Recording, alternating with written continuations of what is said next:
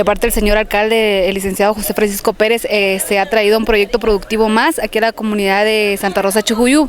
Este proyecto que se está realizando es en conjunto con estudiantes de la Universidad Rafael Landívar, directamente con los de trabajo social, y es pues la elaboración de dulces típicos.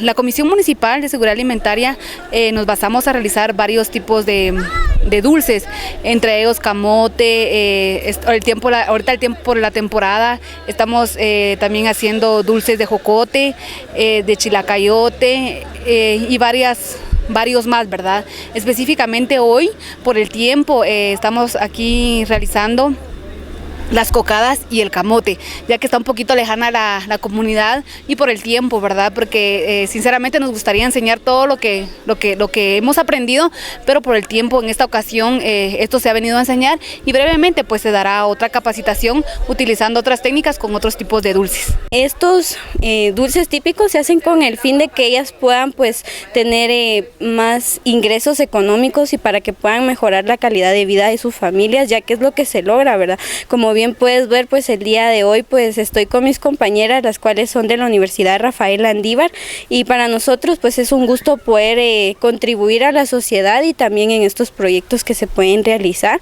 y también agradeciendo a las señoras, ¿verdad?, que dieron su tiempo y nos dan la oportunidad de poder compartir los conocimientos que se nos dan y también nosotros aprender de ellas.